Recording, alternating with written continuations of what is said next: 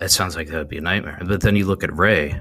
Ray has like no personality. Let's be honest. That's the truth. Like, even if Shinji, he thinks he's attracted to them or whatever. It's like, well, by that you're comparing them. It's like, I don't know. It seems like a lose-lose situation. It's like he might as well go with Karura then.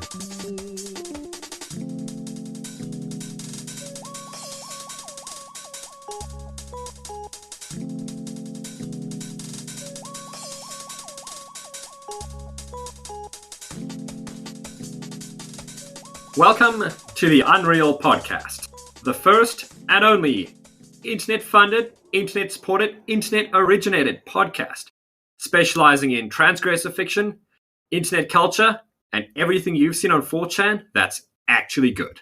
Today, for our inaugural episode, we are bringing you the one, the only, F Gardner. Thanks, guys. Appreciate it.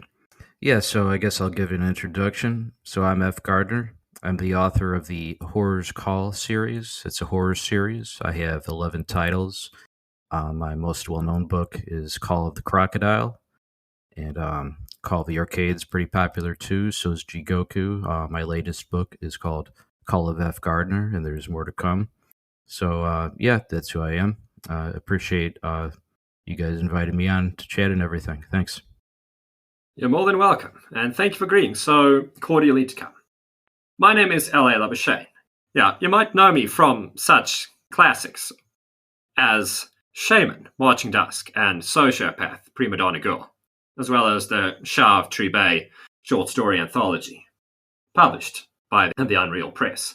And I am being joined tonight by this delicious bottle of Tangled Tree Shiraz, which is a 2019 wine from Cape Town, with excellent notes of red berries. And it pairs very well, says the bottle, with spaghetti bolognese.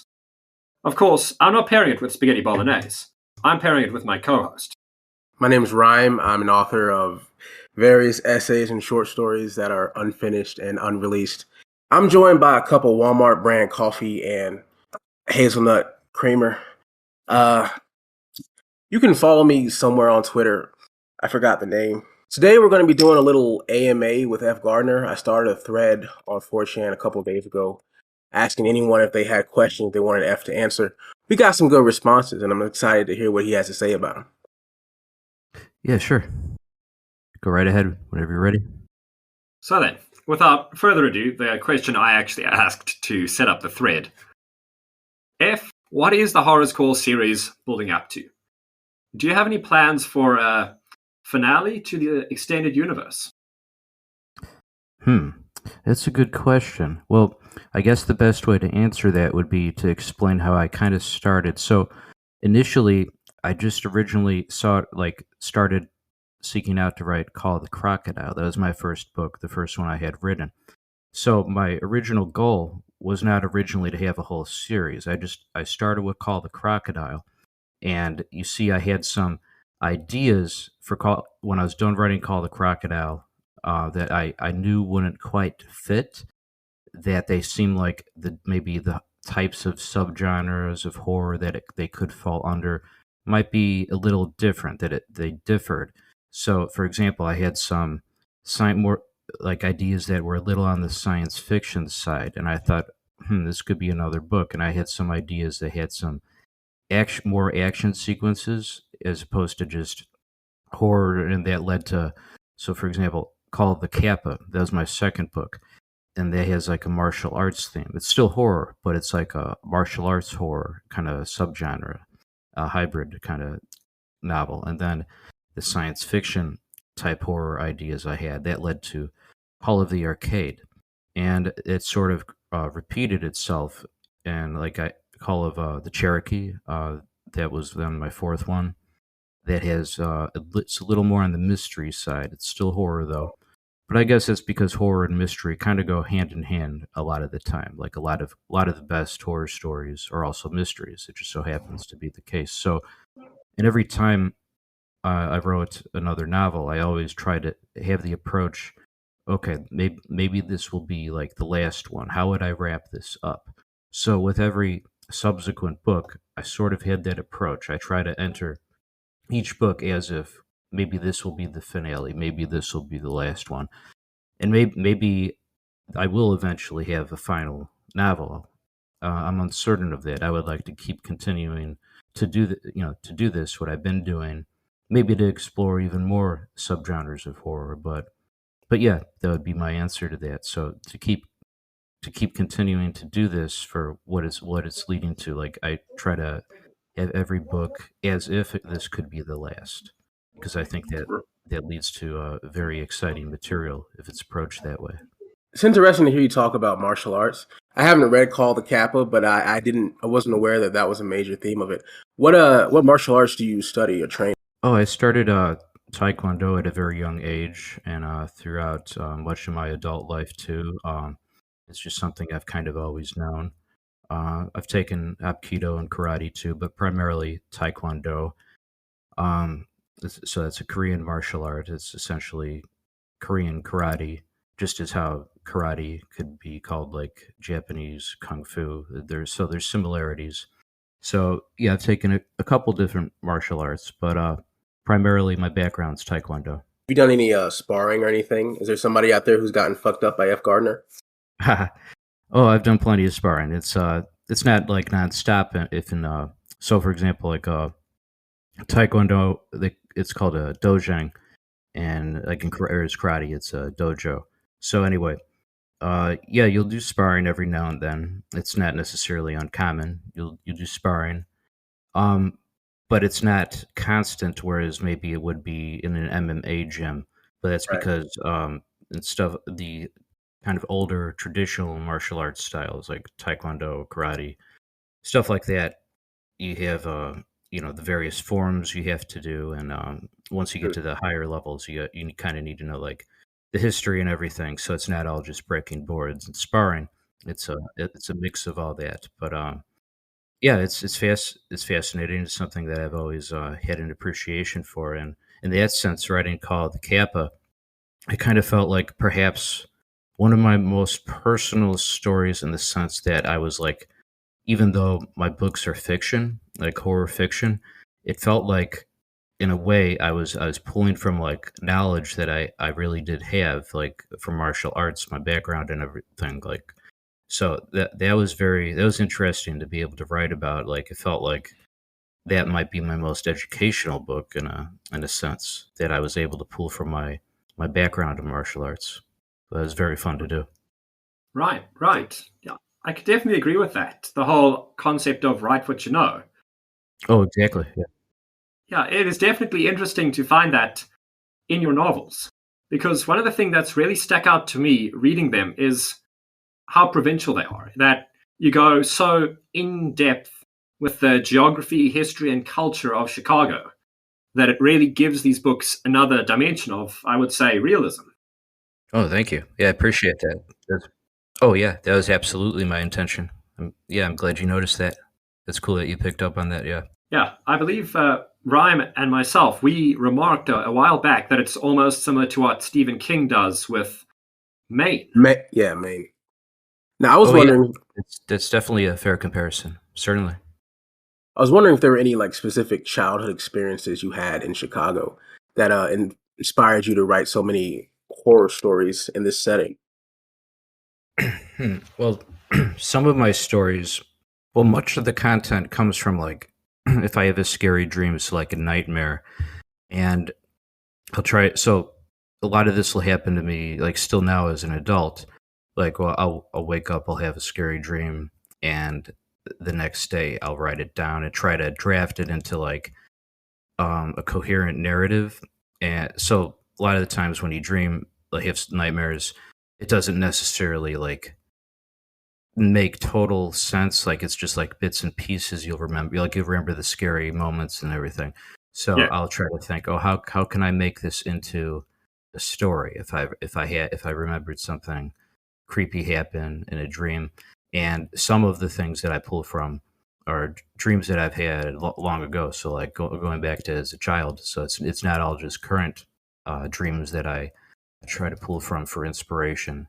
It's since that works well. Since I write horror, I can if I have a nightmare, whether it's one from my childhood or one that I had recently I could try to sit down and figure out, how can I make this into a narrative? How can I make this work? And yeah, setting in Chicago, that helps me, right?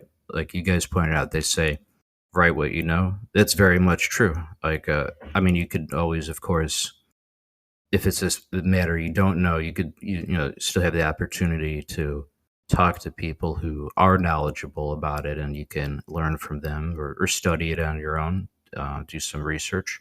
But Of for the course. most part, yeah, generally speaking, that's absolutely true. There's truth to that statement that you should write what you know because it definitely helps.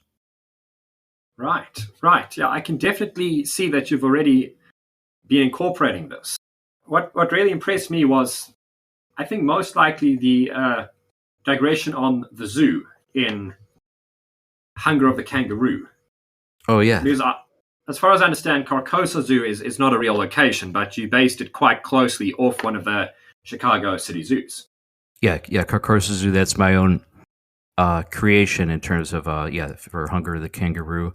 But I've been to the zoo many times, the various zoos in Chicago many times myself, as a child and even fairly recently. So that's part of where I pulled the inspiration from, thinking back to trips that I had at the zoo, and that it occurred to me that that could be good for part of the setting, since part of that, it starts off earlier in the earlier chapters talking about uh, the zoo, and I thought that would be good to then lead to the family. They go on vacation and talking about their background from Chicago as well. But yeah, that's really cool that you picked up on that. Yeah, yeah. I very much enjoyed this. I know I'm harping on about it, but as somebody who comes from a culture that is not really represented very heavily in fiction, at least not in fiction that really makes it big in any community like yours have, it's very interesting to see this from the other side. Somebody who is representing their home city in such a way, and that is something I've strived to do in my own work as well. At least Hmm. the various places I've lived in. Mhm. Right. In addition to sort of parsing the local influences on your writing from your time in Chicago, I also like guessing which particular conspiracy theory or occult belief or text inspired what aspect of your book. So in the thread, in the AMA thread, somebody asked about the King in Yellow reference in Hunger of the Kangaroo. And they use that question to sort of springboard into a bigger discussion of the particular sort of esoteric references in that book. Okay, yeah, I could elaborate on that. Yeah, so yeah, regarding the King in Yellow, yeah, I try to pull from every now and then.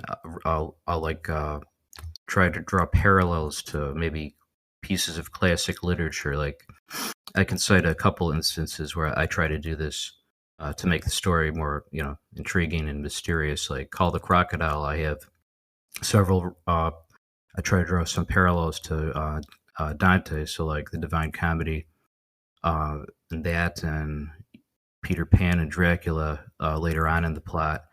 And in Call the Arcade, I similarly tried to do that regarding Faust with several of the references and what goes on in the themes of that novel. Um, so yeah, I tried to do that, and same. Oh yeah, and Frankenstein, I tried to do that with in Call of the Cherokee. So yeah, I try to think what parallels can I draw from like classic literature or even more contemporary pieces sometimes. But that's what I try to do with Hunger the Kangaroo in that regard, with the King in Yellow references. I thought that would be very unexpected. I thought that would be one people probably won't be able to predict that I'd be drawing parallels to. I had done so with the Divine Comedy, Call the Crocodile, and Faust with Call the Arcade. So when I was drafting Hunger the Kangaroo, when I was writing that, I thought there was an idea that occurred to me, and I decided to go with it because I thought, oh, there's no way people would be able to predict that I'm going to try to draw some parallels to the King in Yellow. So yeah, hopefully that's part of what made that exciting. And yeah, the Machine Elves stuff and esoteric stuff, yeah, I find that stuff fascinating. It's very intriguing. Uh, yeah, we could talk about that if you want. What was it specifically you were curious about? Yeah, the guy asking the question was particularly interested in, I guess, he was particularly interested in DMT. Mhm. And he in an offhand comment, mentioned how Joe Rogan-esque your description of these things are. Oh, that's really interesting. Yeah, it's funny, but I understand what he's saying. No, yeah, I've seen Joe Rogan, so I think I know what he's talking about. Yeah, when they talk about that stuff, the Machine Elves, DMT. Uh, yeah, it's might sound a bit crazy to some people, but yeah, the Machine Elves stuff. Yeah, that stuff's legit. It's true. It checks out. It's not just DMT. It's other stuff too, like mushrooms, even like various meditation techniques. People encounter these things, and yeah, they're very much real. It's and and was thinking about that, and I thought, well, this would be perfect for incorporating into a horror novel. As far as I'm aware, I can't really think of that being discussed in other books that I'm aware of, like at least not in in horror. So I thought that would lend itself very well, and I could get into the idea of what are these things, like where do they come from? Are they demonic? Are they evil? Are they all evil or some good? So I thought that would lend itself extremely well to the horror genre. I'd certainly agree. It was, I think, the most striking scene in the whole novel, at least for myself, was towards the end of The Hungry Kangaroo when we do encounter the Machine Elves. And your juxtaposition of the Machine Elves, the forbidden fruit, was that intended to imply that the Machine Elves are in some sense a demonic entity? Hmm.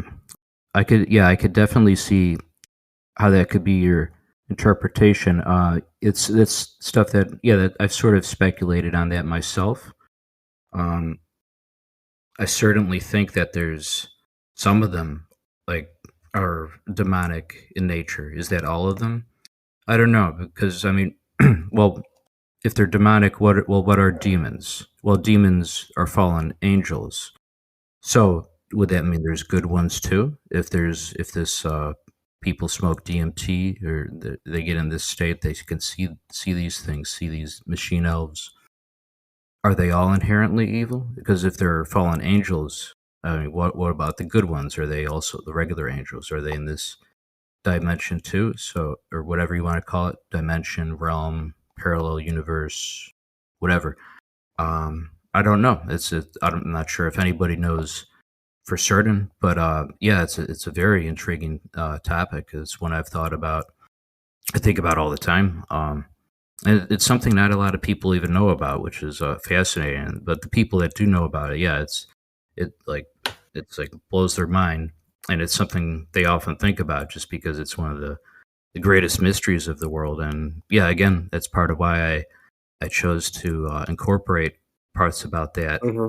as themes in my work, Hunger the Kangaroo and others. And yeah, I'm glad to hear you say that.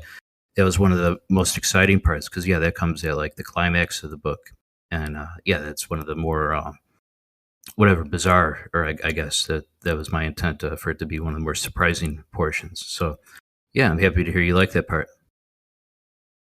So is it sort of Yes. safe to assume that if you mention something in the books, this is something that's a significant part of your worldview? This is something you truly believe in? Because in Call of the Cherokee, you mentioned another, I'm going to call them slash X concepts. You mentioned the back rooms. Is that also something you take pretty seriously? Oh yeah, so the backrooms, that's a really interesting phenomenon in the sense that so people will have these dreams, often nightmares, where they're trapped in just it's like an empty room. There's like no furniture. The walls are all either white or beige, like just kind of blank. And a lot of people seem to have this dream, and people have speculated, like, is this why is it people have the same sort of dream? Like it's like the same very specific dream people are having. So I don't know. Is it real? Is it just a figment, a dream? Hmm. Hard to say. I do find it odd that it just seems like too many people are having the same sort of dream. Like it just shouldn't really be a possibility. There does seem to be something supernatural, something inherently paranormal about it. So yeah, it's definitely one of the many paranormal whatever urban legends or Right. conspiracies I try to incorporate. Yeah, so that's in called the Cherokee, where I talk about the back rooms quite a bit. Is a theme and location. for the novel.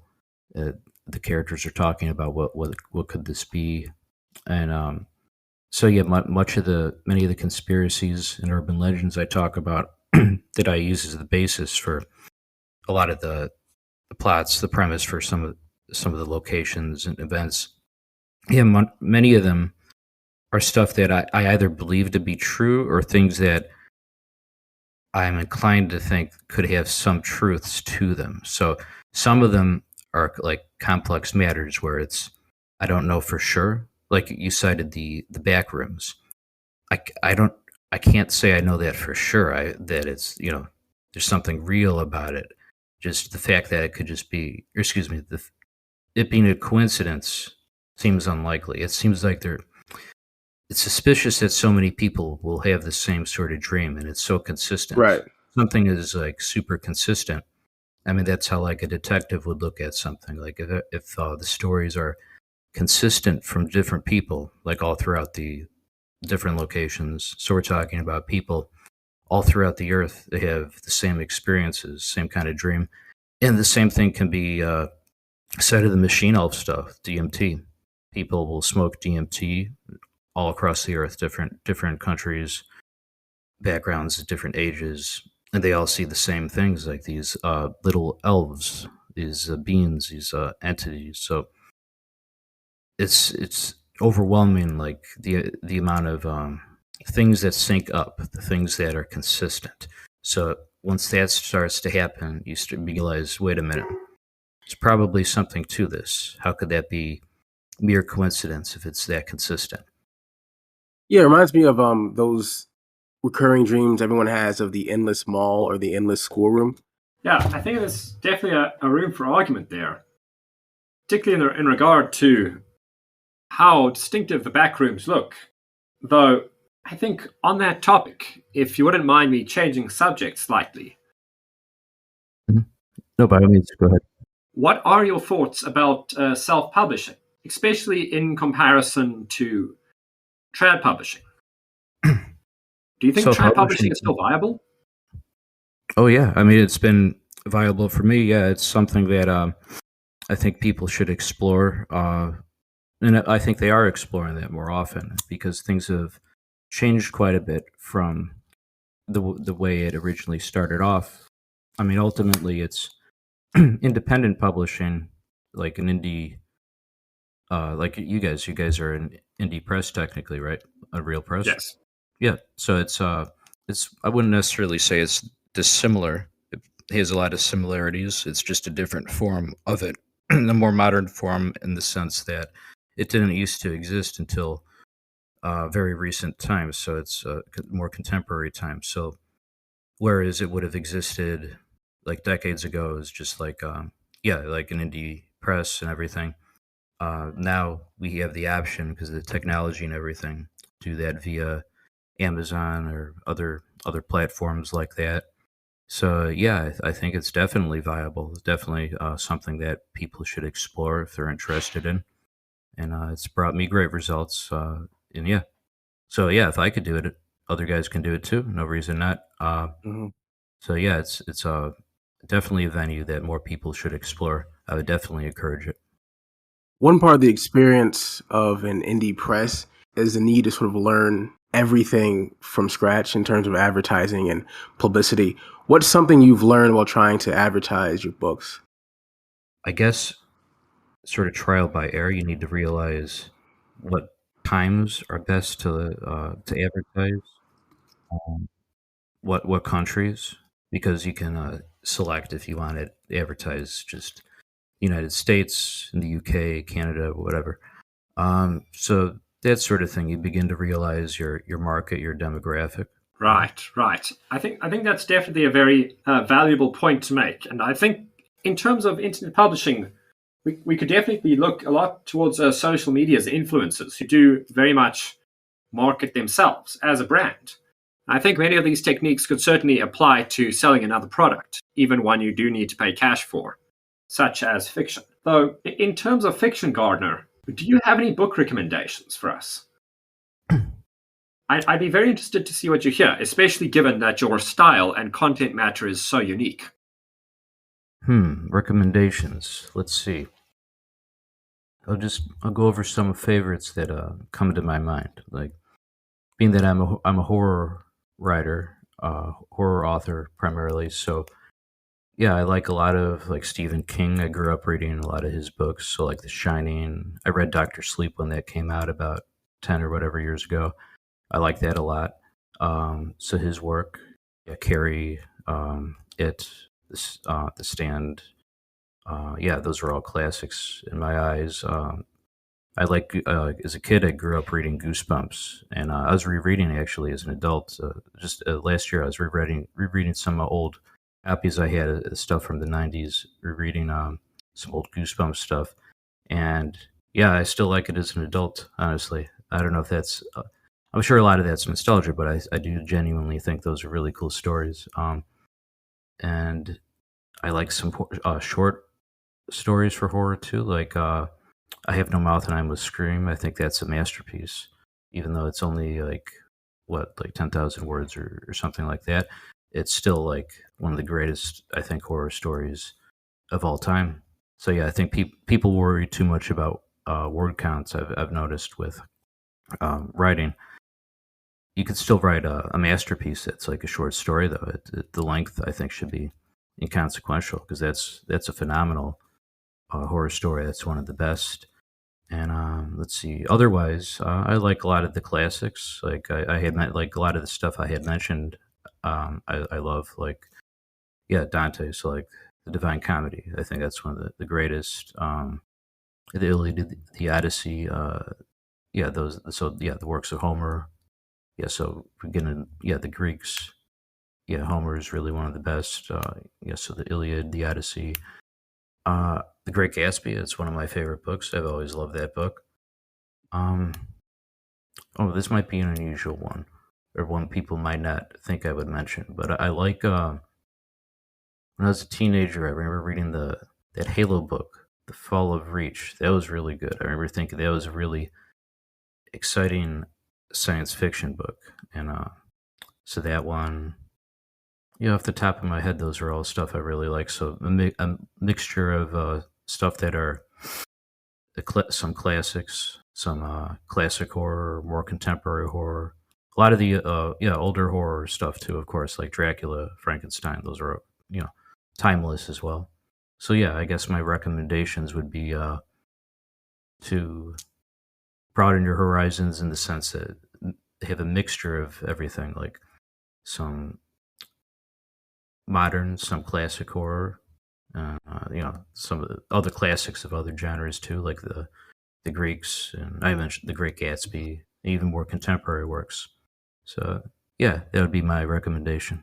Yeah, I think you're bang on about length with regards to horror. I mean, you'd probably agree some of Stephen King's best work is his short story. And a weird fiction, that genre, which is sort of a weird cousin of horror, and I think a lot of your work actually fits into weird fiction cleaner than it fits into horror. That genre thrives in short form fiction.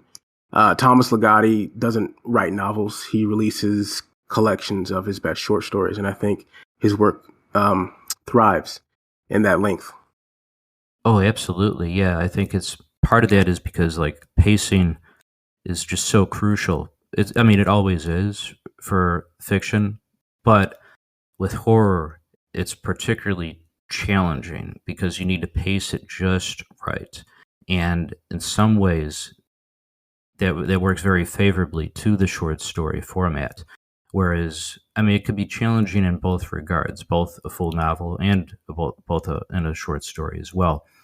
But so, for example, like if you have a lot of action sequences, you might need to be really concise. Like with you don't want it to, you don't want it to go on too long. Like if I'm giving an explanation, like I don't want it to be overly verbose, like too like loquacious in the sense where you're telling too much is going on. You want it to be really concise so that it has the same effect. So that's for like action sequences, and the same thing I think applies to like like jump scares, like that sort of thing. Not that every scary scene needs to be a jump scare, but just that in the sense that if this is a moment where that's meant to you know be particularly creepy, to creep out your reader. You need to be very careful with how you do that. So yeah, so timing is key, or pacing rather. So yeah, but in many ways, yes, I agree. It lends itself extremely well to the short story format. And here's a good question, sort of based off that and your influences. Are you familiar with SCP and that sort of work, SCP Foundation stuff? And does it really factor into the inspiration for your writing, or? Oh, that's they'll have threads on X about those, right? Yeah, they used to, I think. Yes. Yeah. It's been quite some time since I remember reading one of those threads, but yeah, I can remember those. Those are cool. Yeah, I mean, I'm not going to pimp somebody else's book on this podcast, but one of the Amazon self-pubs I bought last year was like a collection of SCP stories that I thought was actually very interesting compared to the type of horror that comes out of traditional publishing. Oh, that's interesting. I'll have to look into that. I wasn't aware. Let's read some more questions from the thread proper, because some of these were quite inflammatory. I didn't read the ones that were just, insults, but there was a theme throughout a lot of the criticisms about editing. And I know I read Jigoku, which didn't have any sort of casual spelling mistakes or syntax errors. But there's the famous riffle moment in Call the Crocodile. Have you taken like a new approach in your later novels to editing or having somebody edit your work? Well, I have editors, and I'm proud of them. I think they do a good job in everything. But for the most part, I wouldn't say that's something I'm particularly concerned about. What I'm more concerned about is the content of the books. The worst thing somebody could say would be like, if it's uninteresting or whatever. And that's overwhelmingly not the case. It's when people read my work, I'm happy to hear that almost everybody seems to enjoy it and have certain feedback on whatever, or thoughts regarding like the various twists I'll have. Like I'll try to have twist endings into my books much of the time. So yeah, as long as it's pretty clear that they find it interesting, that's what I'm more concerned about in that sense. Yes, certainly. The twist endings were something that always definitely. It was one of the things that firstly I noticed about Call of the Crocodile, and not so much in Jigoku, I'd argue, but it was definitely back in Hunger the Kangaroo. I noticed this is something that I can definitely see your influence from Goosebumps, which is another series that is infamous for its twist endings, as well as its fairly young cast overall. And that leads me to my next question, F. Why are so many of your characters teenagers? Oh, well, I think that's okay. I mean, take a look at Stephen King's It, for example. That involves children. Granted, this like second half they're adults, but half of the story is virtually all children, and that's an extremely mature novel. I don't think there's anything wrong with that. It's fiction. Even though you might talk about some things that are based on real experiences, as many authors will do, or things that they're influenced by, that doesn't necessarily mean it's all real if it's a work of fiction, of course. So yeah, having children in your book, I think is okay. Depending on what you're writing about and everything. But yeah, it's interesting you say Goosebumps because I read that in the '90s as a child. Like that was a huge phenomenon. Like everybody was reading those. So yeah, that makes sense that perhaps they had kind of a subconscious influence on me a bit. Like since I grew up in the '90s and everything, everybody's reading those. So yeah, that's interesting to think about. Yeah. Please don't get me wrong. I'm not criticizing your books for having younger protagonists. I mean, I do this myself, my own novels. It's something that's very striking that I've noticed across, all I've read of your bibliography. Mm-hmm. And I think it's also something that's very distinctive because, at least off the top of my head, I can't name a horror writer apart from Stephen King himself and a couple of Dean Koontz stories that actually do have young main characters or put primary focus on them. So it is, I think, definitely something that I just noticed when I read your books. Mm-hmm. Oh yeah, I think part of that's it's interesting seeing things through the perspective of like a child because they might be more inclined to believe in like the supernatural than an adult because their imagination and everything. So yeah, that's part of the reason why it's sort of intriguing to think what was when you're writing a story. You need to put yourself in your character's shoes. Like how would they perceive the situation? So yeah, much of the time I will have younger or like children or adolescents. Even in one of my books, for example, called The Cradle, it stars a baby is one of the main Yes. characters. So I thought that would be really interesting since it's not something I really ever see done. In fact, I can't even think of another example off the top of my head where that's done. So I thought, well, this would be an interesting setup. What if I had protagonist for this book is a baby and he's seen the world through is you're seeing the world through his eyes and he's seen like some supernatural stuff happen and he's trying to figure out what's going on and yeah, so it's the same. This isn't exactly a spoiler, it's just the general setup. So that book, it's the same child from Call the Crocodile but from a much younger age when he's a baby. It takes place before that, uh Call the Cradle. But yeah, I try to write my books so that they can be enjoyed as standalone titles, though. Despite that, just like I'll try to have little connections, though, here and there. So like I might have a returning character, or being that these are all set in the Chicagoland area, I will have some reoccurring settings and themes. So stuff like that, where I try to make it so you can read them in any order. They can stand on their own as separate novels, but try to have connections here and there so that they're all at the same time part of a series. I thought that would be an interesting way to to establish the series and make it unique and stand on its own, and which it certainly has at this point, I think. And I Yes. do have a couple of novels though. I guess I should mention that I do have some older characters, but you're right. A lot of my characters are younger children or adolescent much of the time. But yeah, there's some exceptions. So Call the Kappa has adult characters. So the protagonist of that one is in his 20s. There's another character that's in his 30s, and then the martial arts instructor is like in his 50s. So there's that one, and my most recent novel, Call of F Gardner, that has entirely they're well young adults. The two main characters they're supposed to be maybe late teens, early 20s, so a little bit older. But yeah, much of the time that's true. I will have in the adolescent kind of range, but I'll have like kind of mature situations in the sense of like really disturbing stuff going on involving like demons or sinister like cults and conspiracies happening.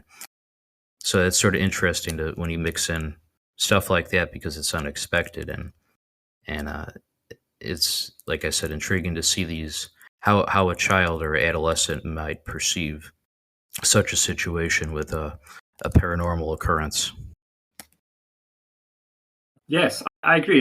It is a very interesting aspect, that use of perspective. And I think also compared to a child's, at least the average child's innocence, Oh it yeah, certainly makes absolutely. the stakes feel significantly higher, as there's no, like, at least I found with many adult characters, there are people with a lot more awareness and education about the world. And while that might mean nothing in the face of the kangaroo, for instance, it certainly does, I think, make them a lot more inured to threats and less curious. But Mhm. you've clearly used the opposite to great effect in your novels. Oh, thank you. Yeah, it sort of makes you like Yes. sympathize a little bit more with the characters too. Sometimes, like if the stakes are, they're kind of higher if it's like a kid all of a sudden they're in danger. Like you might pity the child a little bit more than you would an adult. So if you're a reader, it could make it that much more exciting in some senses.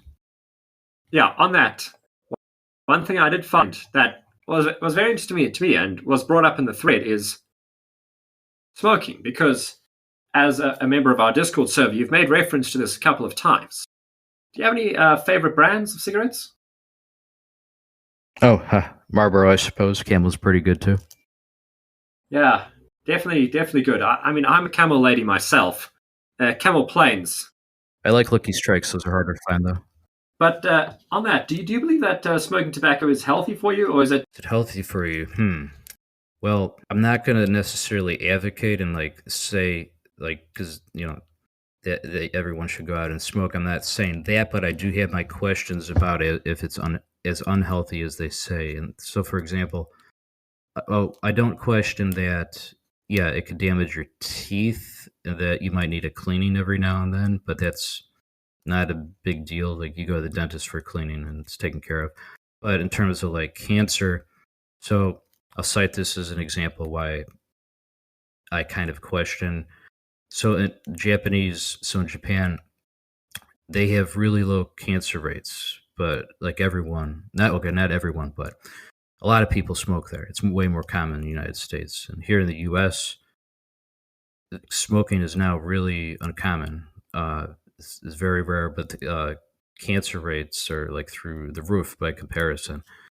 And the diets are completely different. And this isn't just the Japan versus the United States by comparison, but I'm just citing them as an example here. So their diets for the most part are better, and ours are worse, generally speaking, more unhealthy. Whereas the Japanese have healthier diets, eating a lot of seafood. It's healthier for the most part. In the United States, more fast food, and I like fast food. I like seafood. I like as long as it's delicious food or whatever. I'll try anything. But my point is, this tells me that it's more so about if there's a correlation with cancer and anything, it's with diet and obesity. So if anyone would look at the same statistics, they would think, wait a minute, I'm seeing a pretty obvious connection here between an unhealthy diet and excessive eating, obesity. But I'm not seeing the same with correlation in the same sense with tobacco. If it does contribute, I don't think it's anywhere near as extreme as it would be for the diet factoring into it. And I don't know, it's just speaking for myself. I'm in good health and everything. So yeah, I can't complain in that regard. And smoking helps you relax. No, it's definitely a very well-reasoned argument, and it's one I do support myself, being a known smoker of everything but vape, frankly. Oh yeah. I'm kind of concerned about. I don't know what's in the vapes, what kind of chemicals. Like you hear about those like blowing up and stuff, like a hand grenade or whatever on the news every now and then. I'll hear about that. And I don't know what they're putting in those things. I know people can make the same kind of argument, like, well, cigarettes have chemicals, but with the vapes, it's just like a total mystery. I have no idea what's in those. Yeah, I'd certainly agree, and I've seen this especially with off-brand vapes or the kind of things you buy from not exactly people on street corners with trench coats, but for lack of a better term, mom and pop stores. The kinds you pick up there, I've always seen, and I've been part and parcel to a couple of horror stories about those. You take 2 hits and then you're passed out in the bathroom for the rest of the day. So I definitely agree. It's one of the many reasons I stick away from vapes. I just want to do a little lightning round on the last remaining sort of junk question before we get to the big ticket. The Anons of Lit wanted me to ask you, I don't know how to pronounce either of these names because I'm not a weeb, Ray or Asuka? Now that's a difficult question. I mean, you put yourself in Shinji's shoes. Yeah, it's hard to say. Yeah, first off, I'm a huge Evangelion fan. I love that show. At first, when I saw Eva, like a lot of people, I was kind of like divided on the ending. Not that I didn't like it. I do like it. I love it. It's one of my favorite animes. I've seen it several times since. I've seen End of Evangelion and the Rebuild movies. So yeah, I love Eva. It's great. But it's one of those shows you kind of build more of an appreciation for the more you watch it, the more things you pick up on, and you notice things like that. It kind of grows on you. And the whole Asuka versus Ray thing, that's very divisive. People are very passionate about that, but and it's hard to give an answer on that, to be honest, because if you look at it from Shinji Ikari's perspective, like, well, you have Asuka, she's just always yelling at him, like she's really obnoxious. She's just like constantly arguing with Shinji. That sounds like that would be a nightmare. But then you look at Rei. Rei has like no personality. Let's be honest. That's the truth. Like, Yeah. even if Shinji, he thinks he's attracted to them or whatever, it's like, well, by that you're comparing them. It's like, I don't know. It seems like a lose situation. It's like he might as well go with Karura then. Like, I don't want to spoil what happens in the series, but well, people will realize, and then who's his other love interest or potential love interest? Misato? Yeah, Miss Misato. Yeah, I think that's it. I don't know. Yeah. The older woman who was drinking a Right. lot and that might be preferable too, in the sense that she seems like she might be more fun to be around with, and like she seemed to, even though she would kind of argue like Asuka would, Asuka was like always just arguing and yelling at him, whereas Misato, she's would like party a lot, and she owns a penguin, so that could be fun to hang out with her more. So yeah, it's a tough question. Who would Shinji choose? And well, no matter who he would choose, at the end of the day, I would wish him congratulations. Okay. And the last of these questions are Lewis Woolston, who I'm not familiar with. You might be. I think he's a lit guy, self-published guy. He really wants you to leave a nice review of his book on Goodreads. Do you think you could do that for Lewis?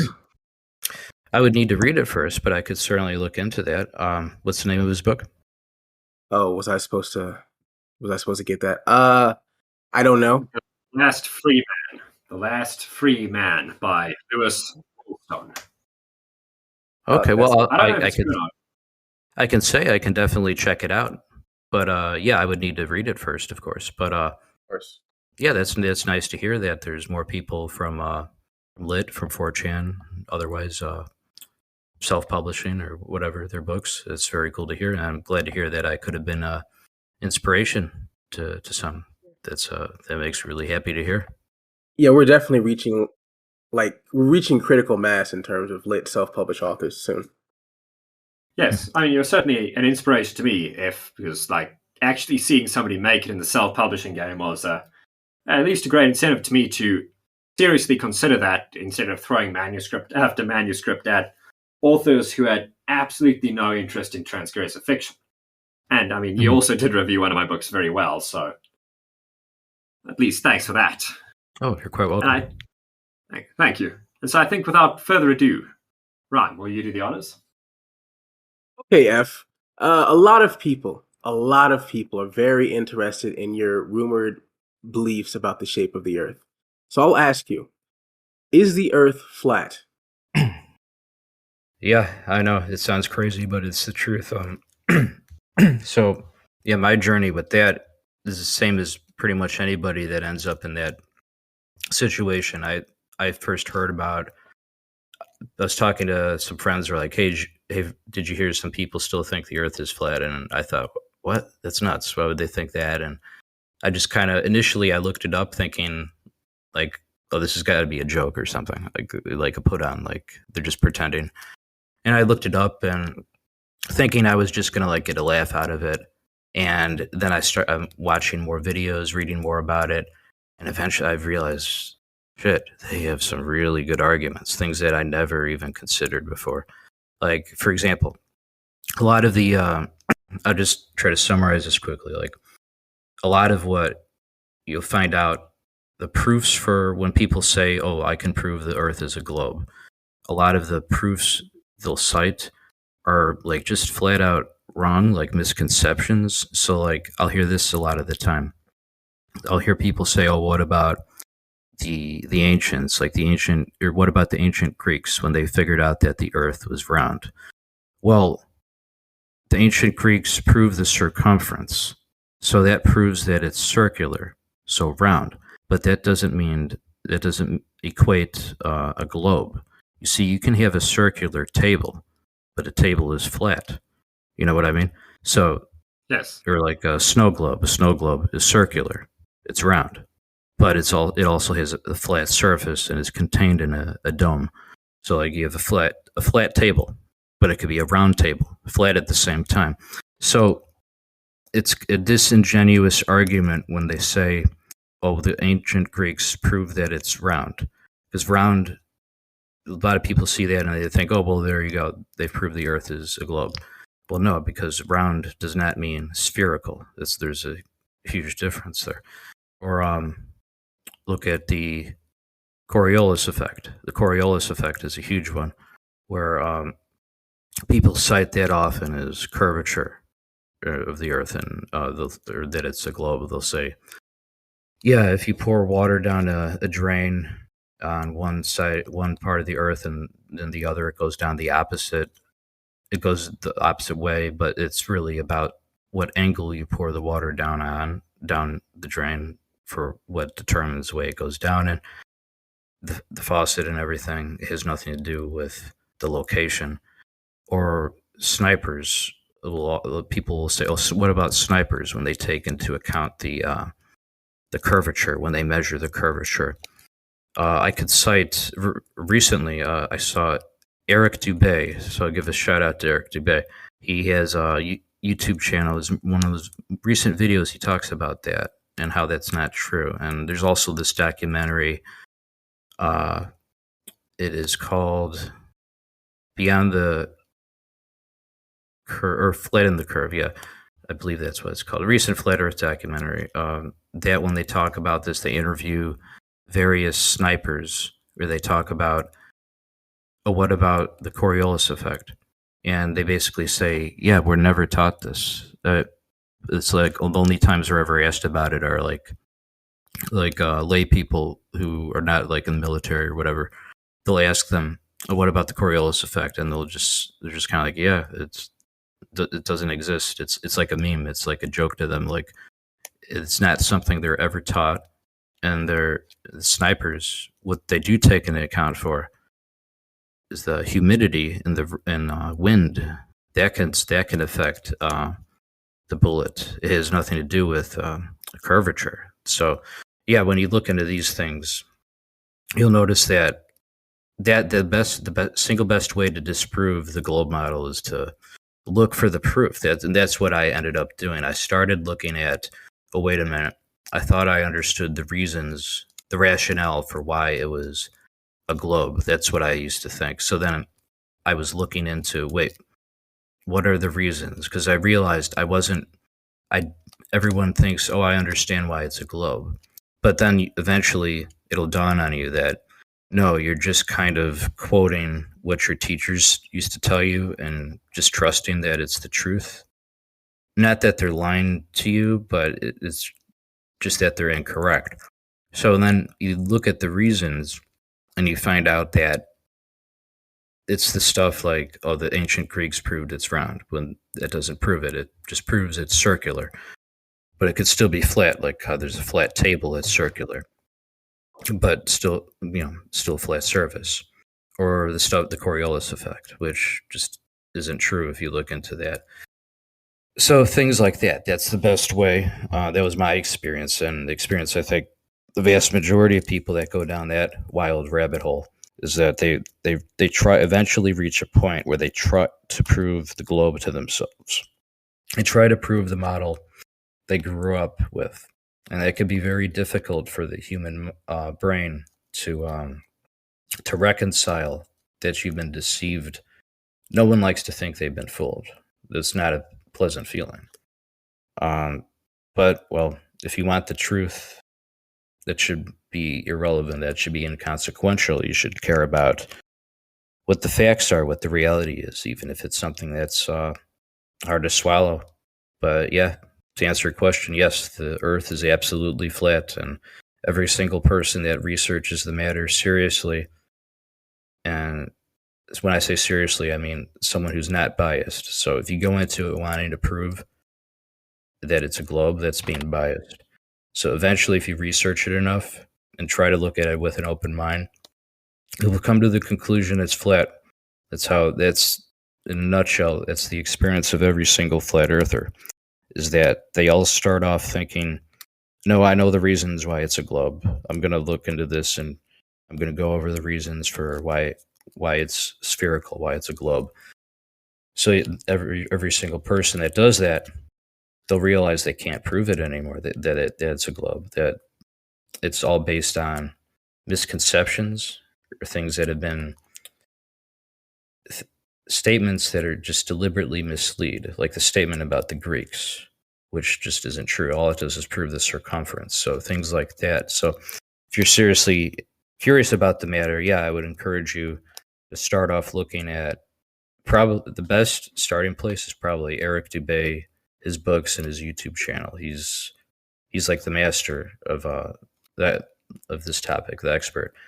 But yeah, I could go on forever talking about different whatever YouTube channels or various books about flat Earth. It's, where to look into. That's probably the best starting place if you're serious about it and want to look at it with an open mind and just want to know the truth. But yeah, every single person who looks into the matter ends up eventually becoming a flat earther. I've never heard of it happening like the opposite happening. Right. Well, thank you, If. That's, truly fascinating. And again, you have encouraged me at least to begin research on this. And while I'm currently undecided, I must concede that Dubay, among others, do make arguments that demand a serious amount of intellectual effort, regardless of your initial starting position on the matter. And I'd also agree that, just like with most things, avoiding bias and looking for the truth is the best way to go about these situations, especially when they're so contentious, like you've said, and they're so inflammatory. But I think that's all the time we have for that specific question. Although I can definitely say we would love to have you on for a future episode and really get into the bones and the arguments of the flat Earth discussion. Oh, sure thing. Yeah, I'd love to talk about not just flat Earth, but all of these sort of conspiracy theories that you would see talked about on X, but you don't really get to speak with someone on the matter. So I'd love to have a follow-up just about this stuff. But yeah, thanks for joining us, man. Oh, thanks for having me on. It's my pleasure. Yeah, it's been a great conversation, and it's certainly been very enlightening. But as well, to really just hear the man behind the memes. It's been great. Thank you. Oh, you're quite welcome. Yeah, I'm always glad to talk. Glad to, try to encourage and help fellow writers. And if I could shed any light as to what makes the process easier. It's a learning process, especially if you go the self-publish route, because you need to teach yourself how the process works. Like, how do I format this or edit this, or the covers, all the wide variety of different aspects. You could go on forever if you want to get a website or how to market. So yeah, it's a tall order. It is complicated, but most things in life are like that. That's the truth. Is it's difficult. Yes, I'm not going to lie and say it's totally easy, but everything worthwhile in life, that's just how it goes. Most things worthwhile in life can be difficult, but in the end is they're well worth the effort. So, and that's definitely been my experience. So yeah, it's been a challenge writing all these novels. I currently have 11 books out and more to come. So I'm going to keep doing this since I enjoy it quite a lot. It's very challenging and it keeps me busy, but I quite like it. It's great. And at the end of the day, yes, it's absolutely well worth the effort. Well, thanks again for coming on, and we appreciate the knowledge you've shared with us. And so from the Unreal podcast side, this has been our first episode. I've been Labuschagne, and I've been joined by Ryan. Yeah, you can follow me on Twitter at Mansa Musi. Thanks again, F. Oh, you're quite welcome. It was my pleasure. Well, then without any further ado, we'll see you when we see you. Cheers. Cheers.